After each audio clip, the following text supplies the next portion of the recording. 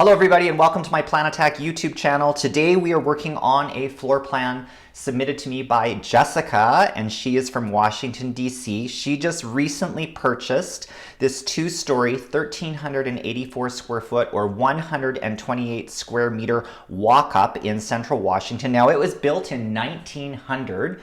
So it is like 124 plus years old, and it is in need of some renovation work. So this week we're going to focus on the main floor, including the kitchen.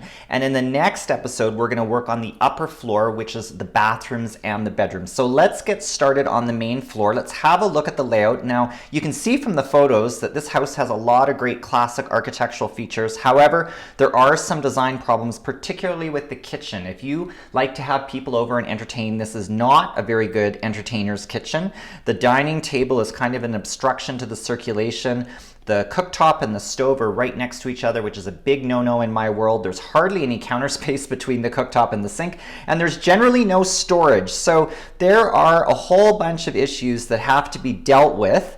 And so let's get started on a rework, and I'm going to suggest that we demolish the entire kitchen space at the back, and we also take out the fireplace between the central room and the back room so that we have an indoor-outdoor front-to-back view opportunity, which is going to make the house feel a lot more open. So if we put back a sliding door at the back, and we keep maybe the swing door so we've got easy access in and out day-to-day to the backyard and the garage, and we add a deck, that's going to give us that indoor-outdoor feeling, plus the possibility of views to the outside from the middle of the house, which will make this narrow lot house feel a lot more open. So let's think about the kitchen. Now, the kitchen originally was in the back area, and I think that because this room is only 9 feet wide, I think we're going to have to make this back room the dining space and move the kitchen to the center because we have more width between the stair and the outside wall. We've got about 10'6". So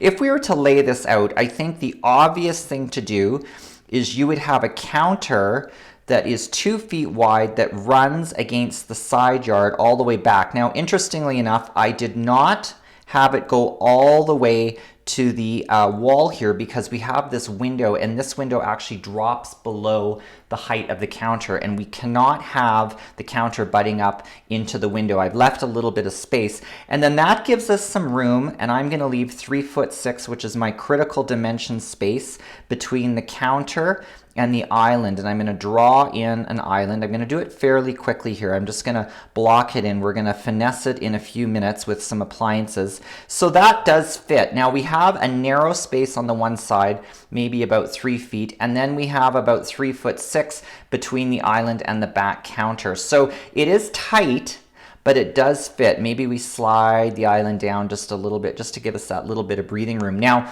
placing the appliances, we always place the fridge first. I think we need a counter depth fridge because we cannot have it stick out.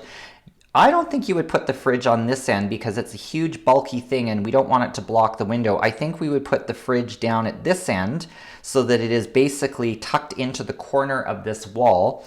And then that automatically tells me that I would probably want the cooktop to go centered on this back counter, something like this.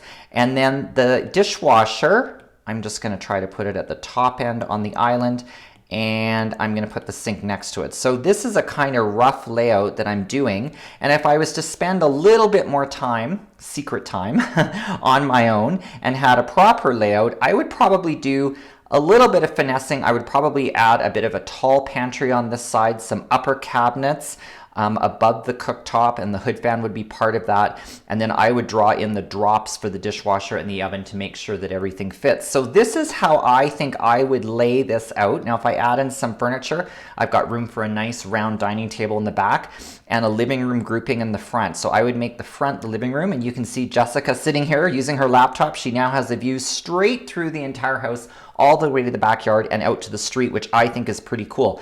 So this is one idea. This is option A that I had for Jessica's house. I also have option B.